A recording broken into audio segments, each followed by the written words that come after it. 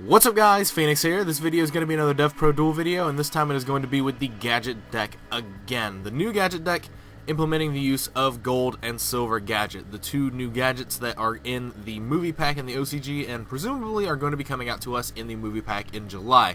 Now, for those of you that again still don't know what gold and silver gadget do, they both float into other gadgets when they're destroyed by battle or card effect, or when they're normal or special summon, they allow you to special summon a gadget, or a level 4 machine type monster specifically, from your hand. So ultimately these combo well with the other gadgets, with Template Goldfish and with Call of the Haunted and Oasis, and form a little Satellar Knight Vega Deneb combo for the gadget deck. Now this build is specifically a little bit different from the one that I played with against Monarchs that went up in the video yesterday, and basically I decided to trim down on a few monsters. I trimmed the third Template Goldfish out, and I trimmed the third red and yellow gadget out, specifically because they are the weaker ones in compared to green. Green could easily probably go down to 2 as well, specifically because gold and silver gadget do float into a gadget when they die, so it does access you into your searchers.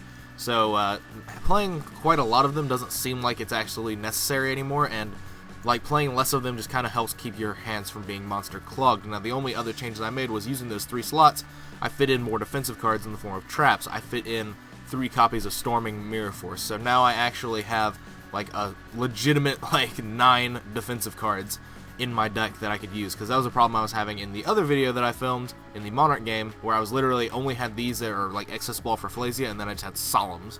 And like that was a problem, and like the gadget deck also struggles with dealing with big threats, specifically in the Kozmo matchup as well. So I felt like Storing Mirror Force was actually just a decent enough addition to try out. Now these could easily change into some other stuff, like maybe like Ring of Destructions or something like that, but as far as just generic blanket testing, I just wanted this as a 3 of, and basically I've just modified the deck around just to support adding the 3 spots in. Now the monster lineup could still be shrinked down a little bit in the form of maybe Template Goldfish getting cut to 1, Globe Bulb potentially getting cut, even though I am still liking it for the access into Trishula, and then possibly Green Gadget being cut to 1 as well, just to make room for more traps and potential engine cards in general, in the form of like duality and stuff, blanket good cards to like get you into specific resources. But other than that, that is basically it for this deck overview, and I'm going to jump straight into the first game. Alright, so first game out of 3, all of which are going to be against Kozmos for this video, as should have been indicated by the title of the video. I mean, it's pretty much a trend at this point that I'm probably going to say that, right? Who knows? But my opening hand is actually pretty damn decent in the form of Gold Gadget, Green Gadget, plus 3 settables. Now, the settables themselves aren't that great in terms of interaction, because it's double Twin Twister and a Warning. The Warning is the only real card that's there. I could potentially snipe like a Fire King Island and prevent him from comboing up on me with a Twin Twister, but it's not going to be really ideal, I don't believe. But anyway, Gold into Green Gadget, searching Red Gadget, and then Gear Gigant, detaching Gold Gadget, searching Template Goldfish, and putting the Gold Gadget in grave forecasts that I might have an Oasis or a Call set, so he doesn't want to like blind Twin Twister me or something like that. But anyway, he activates Fire King Island and attempts to activate its effect, and I just use Twin Twister, discarding Template Goldfish, because at this point, if the Gear Gigant survives, I get to search another Template Goldfish, or I get to search a Gold or Silver Gadget, which I'm perfectly fine with doing. I just wanted to keep the Red Gadget because that's actually a gadget, and starts keeping my searching string really live. But I use Twin Twister, discarding Red Gadget and targeting 2 of his back row, and I end up hitting a Cosmojo and a Solemn Strike. And so then I activate the Gear Gigant to try and search another, Gold or Silver Gadget, and that gets striked as well. The other back row that I did not hit just ended up being a Solemn Strike. And so at this point I think I'm in a decent position, because it's very obvious that he has a big ship in his hand, otherwise he wouldn't have been able to, or he wouldn't have been trying to activate Fire King Island, since I've seen literally every other card in his hand except for 1. It's very obvious that it's a big ship. But he actually top decks into an E-Telly, and this is actually potentially really bad for me, because I do not have a way to make rank 4s in the immediate accessibility in my hand. Like, I don't have Template Goldfish, I don't have Gold or Silver Gadget. I've literally like gotten myself into a situation where this is actually very like potentially bad for me. He knows that I have a Red Gadget in my hand, but anyway, that's like not really the point.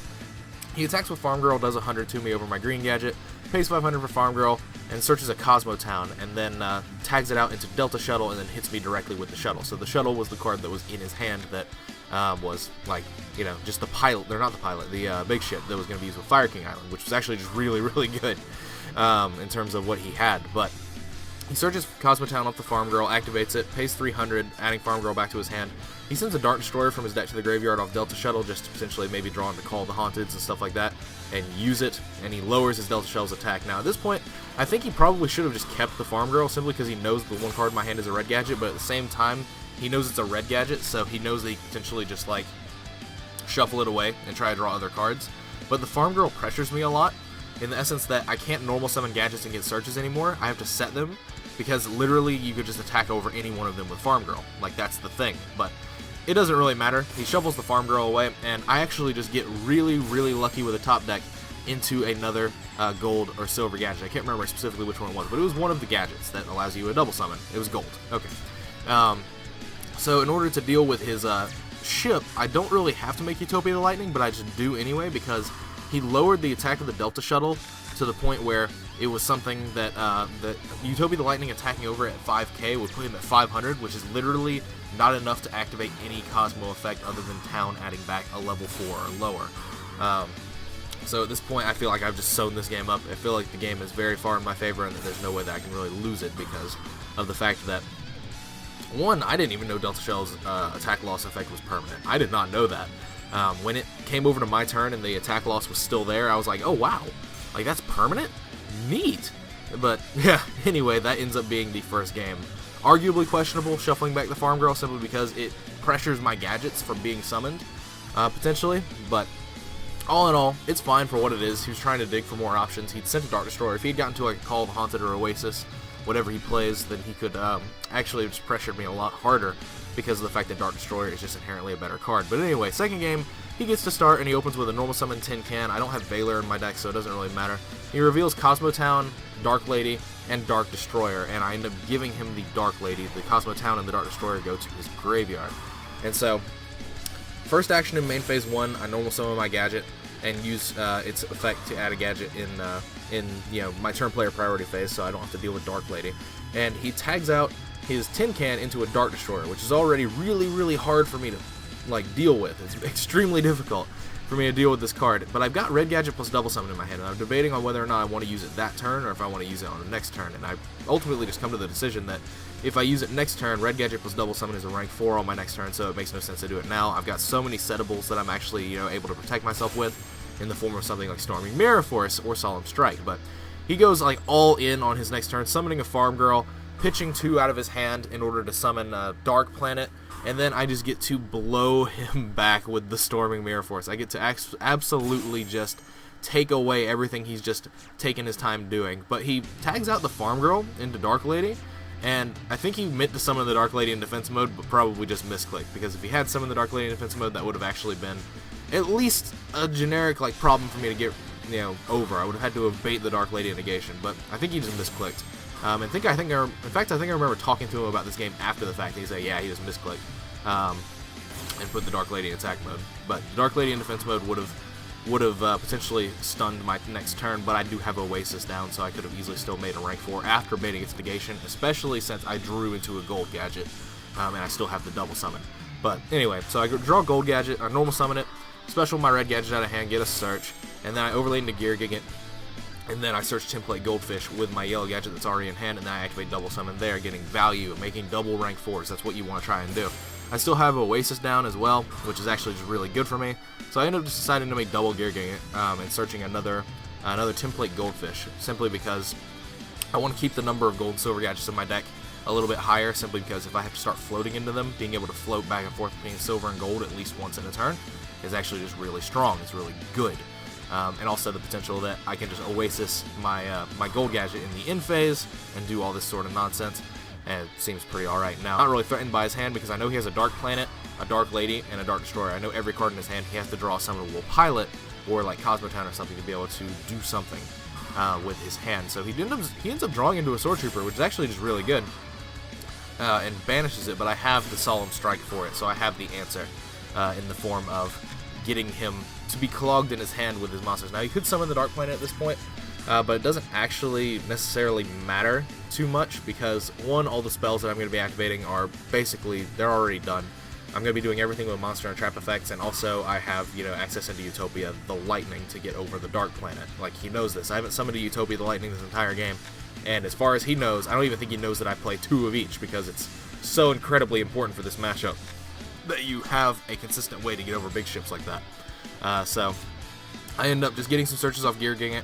I in-phase Gold Gadget for Green Gadget. That way I thin my deck a little bit more and get another rank 4 potential on my board starting my next turn. And all seems good with the world here. I just end the game with just a massive amount of monster presence. This deck actually just plays with monsters so efficiently. But anyway, third game, I get to start. Open with Template Goldfish and a Gadget, which is, you know, the ideal. The only thing that's better would be like Template Goldfish plus a Gold Gadget plus a Gadget, because that lets you get a little bit further and actually let you leave a floater on the board. But anyway, I search a Gold Gadget off my Gear Gigant, putting my Gadget in grave, setting Solemn Strike, and my hand is very monster clogged at this point, and I only have the one Solemn Strike in the form of back row to actually potentially protect my Gear Gigant with, and that's something that I consider a potential issue. I would like to have like something like Twin Twister or something to get this Blow Up Bulb out of my hand so I can potentially make Trishula without investing my normal summon into it. Stuff like that. There's a lot of different things that I just want to do with my play string. And he ends up activating Kozmo Town, shuffling back some cards, and then just setting 3 and passing his turn, which at this point I'm like, I know there's got to be a strike down here somewhere. There just has to be. There 100% has to be. So I just activate the Gear Gigant, expecting it to get striked, and then I normal summon a Template Goldfish, not expecting it to get striked, but it does get striked. I was honestly expecting literally this backer to be a one of like Cosmojo, a one of like Call the Haunted, and then a Solemn Strike, potentially. But so he activates Kozmo Town again on his turn to shuffle back, and he shuffles back a Farm Girl and a Sword Trooper, and at this point I'm like, why did you shuffle back Farm Girl when I have an open board? But he reveals that he has a second Farm Girl in his hand, so it's all good there. So he normal summons the Farm Girl, attacks with it, and then I take 15, and then I have to pay 15 off Solemn Strike again. He pays 500 from his Farm Girl, and at this point, like, he doesn't have a board, and I'm just trying to simplify this game state as much as possible. So I go Gold Gadget into Green Gadget because it's the strongest two in terms of what I had in my hand, and so I attack with both of them, throwing him down to 1400. Very, very low, not very many combos that he could potentially do because of the Kozmo deck being so heavily reliant on life points as a resource. So I use Gear Gigant after I make it again and search a Silver Gadget by detaching gold, set a card, and pass my turn. The card I set, Trapple Nightmare, not the best, but it actually could potentially be useful because of the fact that like you can use it on like Dark Destroyers and stuff like that that are triggering. It's not the best, like I said, but it is definitely usable to some capacity. But he draws a Sword Trooper, normal summons it, activates its effect to bring back Farm Girl, so he puts himself at 400, and then he tags the Sword Trooper out into a Dark Destroyer, and activates Dark Destroyer's effect targeting my Gear Gigant. And now at this point, I'm like, alright, I'm going to have to Trapple Nightmare this, even though I don't really want to at this point, because it keeps me from outright losing. If that Gear Gigant went away, he could attack me with Farm Girl and Dark Destroyer, and if he has any pilot or ship in his hand that's bigger than Farm Girl, like, he just gets to win. For free, like it's an undisputed victory.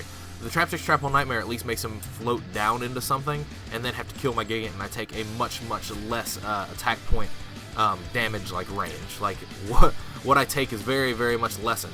So he ends up floating down into Walker to kind of protect his stuff, and then attacks with the Farm Girl, but he's at 400, so he can't activate the Farm Girl effect, and that's what ends up being like the defining factor of this game. If I had summoned any other cards to give him like 200 more life, like if I had summoned a different order of gadgets and did my play in a different order, I potentially would have just lost this game because he would have gone into Dark Destroyer again off of that Farm Girl, and he could have like tagged out the Land Walker and done all this stuff. But anyway, I just normal summon my Silver and Red Gadget and get my search off the red. I Castel his Land Walker just so there's no cheeky nonsense happening, and then he's at 400, so I just attack for 500 over his Farm Girl for the game. Now specifically, I think that this Gadget deck actually just has a pretty strong Kozmo matchup, ideally. Simply because you're not really too worried about Dark Lady or Dark Planet specifically, because you're already trying to structure so many different effects in a turn, both on your turn and your opponent's turn. And you have so many revive cards, and you have so many good defensive cards as options, that like it just seems like it has a really good Kozmo matchup. Everything that I've played with this deck so far, even before and after this video was filmed, like just indicates that the Gadget deck with Gold and Silver just has a very, very strong Kozmo matchup, specifically because of you access rank 4s like crazy, and if you're able to access rank 4s into Utopia the Lightning enough, you're just going to outright kill them. Like it just seems very simple. You can easily out-resource them with searches and all that, and you can easily play around their stuff in the form of you can play around like their plays with your defensive cards. You can use your monsters as a resource to form defensive lines in the form of Rafflesia and stuff like that. It just seems to have an all-around, very, very well-rounded matchup, and I actually wouldn't be surprised if like the gadget deck would become decent just because of its Kozmo matchup, potentially in the future when we get gold and silver gadget. But anyway, that is all for this video. As always, guys, thanks for watching. Like, comment, subscribe to all the nonsense you usually do. If you have any suggestions for the gadget deck, leave them in the comments down below. If you have any suggestions for a deck that you want me to play for a video, send me a deck list to my Facebook fan page. The link for that is in the description as well. If you want to support me, clicking ads on my videos and disabling ad block when you view my videos is the best way to support me, and I cannot express how much I would appreciate it if you could take the few seconds out of your day to potentially click an ad or disable your ad block to just help me out. It keeps me motivated to make more videos, make things as good of quality as I can potentially think to make them, and try to make them, and all that sort of nonsense. If you like seeing content from me, that's the best way to support me and keep it coming. So it benefits us both. But other than that, as always, guys, thanks for watching, and as always, guys, take care.